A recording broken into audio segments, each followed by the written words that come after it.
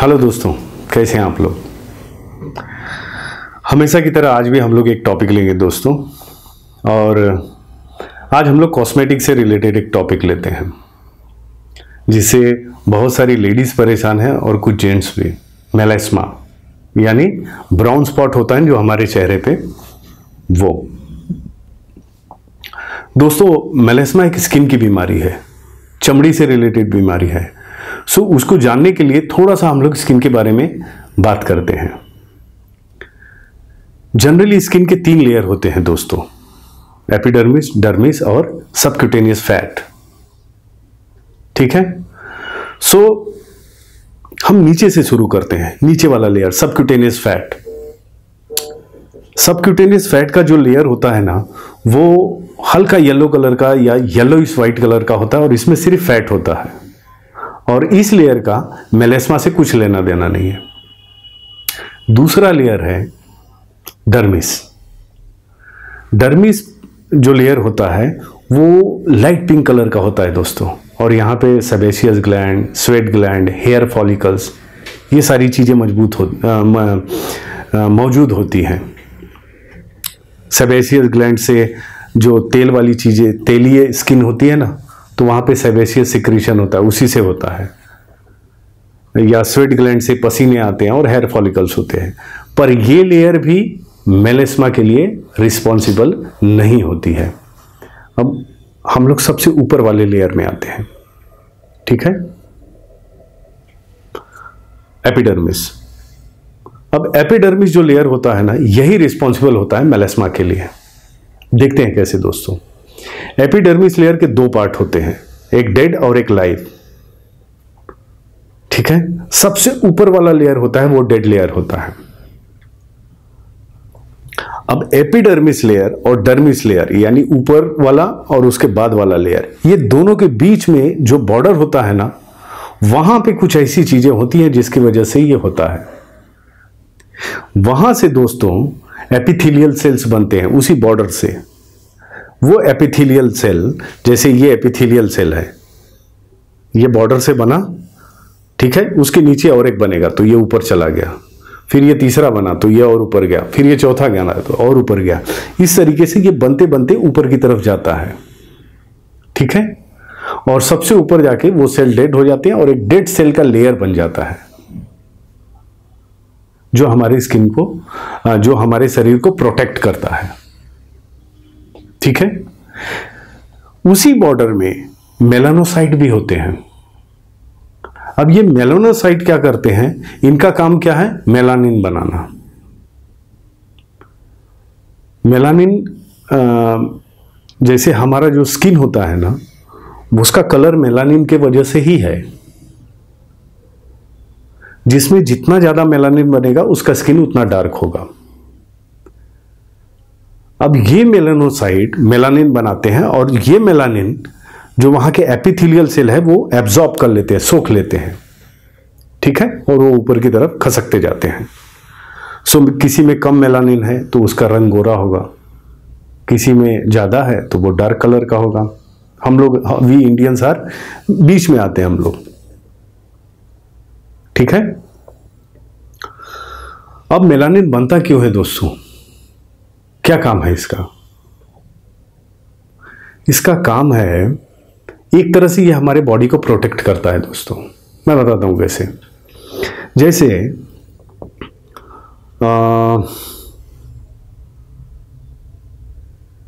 जब भी सूरज की अल्ट्रावायलेट रेज गिरती है ना, तो वो अल्ट्रावायलेट रेज को जो ऊपर का हमारा लेयर होता है कलरफुल, वो उसको एब्सॉर्ब कर लेता है, और जो नीचे के लेयर होते हैं स्किन को, उसको बचा लेता है।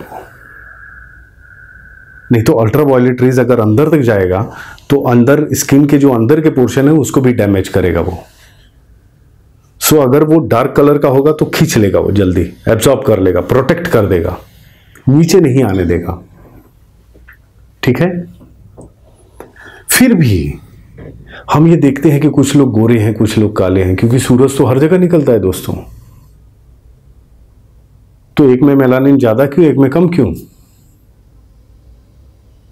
होता ये है दोस्तों कि समझिए कोई ऐसी कंट्री है जहाँ पे सनलाइट बहुत कम होती है या उतनी तेजी से नहीं होता है, सूर्य की किरणें उतनी तेज नहीं होती। जब तेज नहीं होती तो स्किन को उतने प्रोटेक्शन की जरूरत नहीं होती अल्ट्रावायलेट रेज से, सो मेलानिन उसमें बहुत कम बनता है, ठीक है।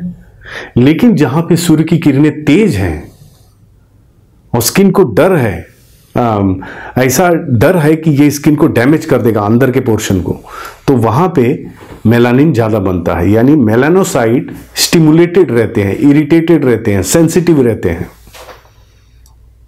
ठीक है। तो जैसे अभी अफ्रीकन कंट्रीज है, वहां पे सूर्य की किरणें बहुत तेज होती हैं, वहां अल्ट्रावायलेट रेज बहुत तगड़ी होती है। तो उस अल्ट्रावायलेट रेज से बॉडी को बचाने के लिए मेलानोसाइट क्या करता है, मेलानिन ज्यादा बनाता है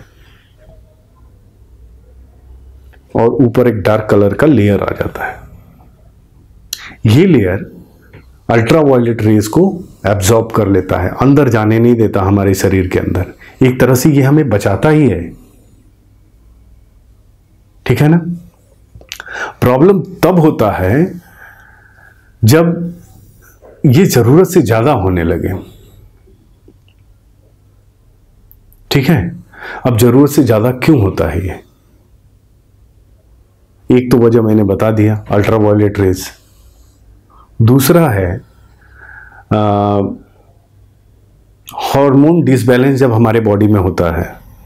अब हार्मोन डिसबैलेंस कब होता है एक फीमेल की बॉडी में? जब वो प्रेग्नेंट हो जाती है। तो उस समय ऐसा काफ़ी बार देखा गया है कि प्रेगनेंसी के दौरान औरतों को झाइयाँ पड़ जाती हैं, या जिसको हम मेलेस्मा बोलते हैं, वो हो जाता है।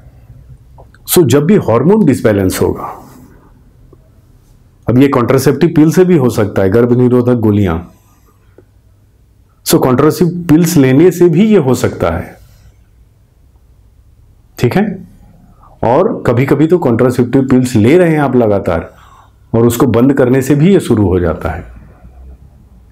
कई बार ये प्रेगनेंसी के बाद भी होता है, यानी बदलाव जब हुआ ना तब होगा, हार्मोन में बदलाव हुआ तो चेंज इन हार्मोन्स। पहला अल्ट्रावायलेट रेज, दूसरा चेंज इन हार्मोन, और तीसरा इन्फ्लेमेशन, इरिटेशन। जैसे यहां कोई चोट लग जाए या कोई घाव हो जाए, ठीक है, तो मेलानोसाइट इरिटेट हो जाता है। वो स्किन में ही है ना, स्किन इरिटेट हुआ वो भी इरिटेट हो जाता है और वो मेलानिन ज्यादा बनना शुरू करता है। ये किस में होता है? जहां पे ऑलरेडी मेलानोसाइट इरिटेटेड हो, जहां पे सूरज की रोशनी ज्यादा हो, वहां पर। तो घाव ठीक होने के बाद वहां पे निशान पड़ जाते हैं और उन निशान को जाने में कभी महीना भर लगता है, कभी 2 महीना, कभी साल भी लग सकते हैं। डिपेंड करता है कितना मेलानिन निकल रहा है आपकी बॉडी से। और इसके ज्यादा सफरर हम एशियंस ही हैं, एशिया में जो रहने वाले लोग हैं, जो एकदम ऐसी कंट्रीज में रहते हैं, गोरे हैं, वो भी इसके शिकार नहीं होते। या जो एकदम अफ्रीकन कंट्रीज, सूडान हो गया, ऐसे इथियोपिया हो गया, यहां पर भी नहीं होता। वहां पर इसलिए नहीं होता दोस्तों कि वहां पे मेलानोसाइट उतने एक्टिव नहीं होते, क्योंकि अल्ट्रावायलेट रेज तेज नहीं है, इसलिए एक्टिव नहीं है वहां पे। थोड़े बहुत मेलानिन निकलते हैं, इसलिए वहां के लोग गोरे होते हैं दोस्तों। और जो एकदम जहां पे बहुत ज्यादा सूर्य की तेज किरणें आती हैं, जैसे अफ्रीकन कंट्रीज, वहां पर भी मेलानिन होता है, पर उनके कलर ऑलरेडी इतने डार्क होते हैं कि उसमें मेलेस्मा दिखता नहीं है, ठीक है। तो ये भी बच गए, यहां मेलेस्मा नहीं दिख रहा, वहां मेलेस्मा होता ही नहीं है, कम होता है, ना के बराबर। बचा कौन? हम बीच वाले एशियन कंट्रीज। हमारी स्किन ऐसी है, न गोरी है न काली है, बीच में है। सो यहां पे अगर मेलानिन डिसबैलेंस हुआ तो वो उभर के दिखता है, ठीक है दोस्तों। लेकिन जो एकदम फेयर स्किन वाले लोग हैं, वो उनके स्किन में रिंकल्स बहुत तेज पड़ते हैं। यहां पे नहीं पड़ेंगे, ब्लैक में या जो हमारे एशियन कॉन्टिनेंट है यहां पे। या उनकी स्किन में झुर्रियां हैं या झूली हुई सैगी हैं स्किन, और ज्यादातर फेयर लोग होते हैं ना, इन्हीं को स्किन कैंसर होने के चांसेस होते हैं। सो कहीं पे ये बेनिफिट है, वहां कहीं पे ये बेनिफिट है, कोई छूटा नहीं है इससे। ठीक है दोस्तों, अब इसके आते हैं हम लोग ट्रीटमेंट की तरफ। जनरली इसका इलाज करने में बहुत लंबा समय लगता है,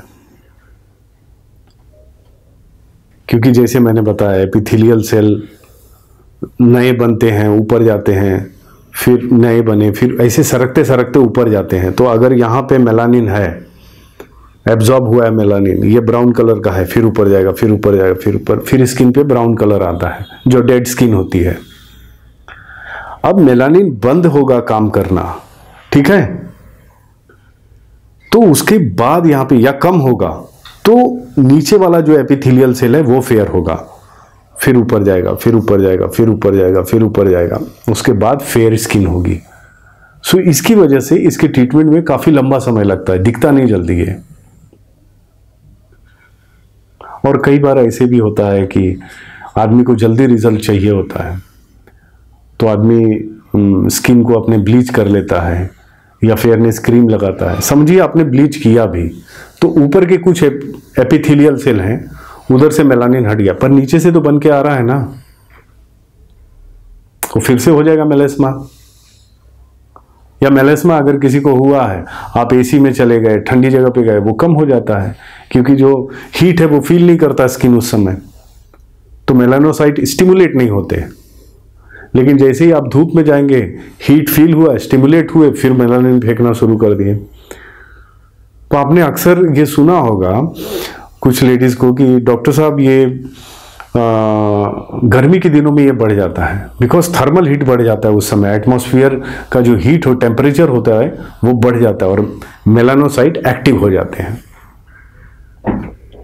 सो ये कुछ बातें हैं मेलेस्मा को लेके। अब उसका अलग अलग पैथी के बारे में तो मैं नहीं जानता, एलोपैथी में क्या है, आयुर्वेद में क्या है, मैं होम्योपैथिक डॉक्टर हूँ। सो होम्योपैथिक में कुछ ऐसी दवाइयाँ हैं जिससे मेलास्मा क्योर होता है, but it takes very long time. और कुछ इंपॉर्टेंट मेडिसिन है, जैसे कैलकेरिया कार्ब है, लाइकोपोडियम है, सल्फर है, सेपिया है, थूजा है, कॉल्चिकम है, कोलोसिंथ है, कॉल्चिकम है, कोलोफाइलम है, नाइट्रिक एसिड है, काली कार्ब है, नाइट्रम कार्ब है, कार्बो एनिमलिस है। ये सारी ऐसी दवाइयां हैं जिससे मेलेस्मा ठीक होता है। अब ये डिपेंड करता है कि आप किसके पेशेंट हो। आप सेपिया के पेशेंट हो, आप लाइकोपोडियम के पेशेंट हो, आप नाइट्रिक एसिड के पेशेंट हो, सल्फर के हो, किसके हो, तो जो आपकी दवा होगी उसी दवा से मेलेस्मा जाएगा। अगर मैं सेपिया का हूं तो कैलकेरिया का मुझे कोई हेल्प नहीं करने वाला है, बट इसका इलाज होम्योपैथी में है, but it takes very long time my dear. I hope जो मैं समझाना चाहता था आप लोग समझ गए। मैंने कोशिश किया मेलेस्मा के बारे में शॉर्ट में अच्छे से समझाने का दोस्तों, फिर भी कभी कभी कंफ्यूजन रहता है, कुछ क्वेश्चंस आते हैं हमारे दिमाग में। अगर ऐसे कुछ क्वेश्चन आए, कुछ कंफ्यूजन है तो पूछना, मैं कोशिश करूंगा जवाब देने का। और एक चीज मैं पहले से ही माफी मांग लेता हूं, कई बार मैं ठीक जवाब नहीं दे पाता आपके सवालों का, कुछ ऐसे बिजी शेड्यूल होते हैं दोस्तों, इंपॉर्टेंट, जैसे पेशेंट यहाँ पे मरीज ज़्यादा इंपॉर्टेंट है तो मैं बैठ के जवाब नहीं दे सकता, लेट होता है मुझसे, कभी कभी नहीं दे पाता। सो उसके लिए मैं आप लोगों से सॉरी बोलता हूँ, फिर भी मैं कोशिश करूँगा कि आप लोगों के सवालों का जवाब दूँ दोस्तों। धन्यवाद, थैंक यू वेरी मच।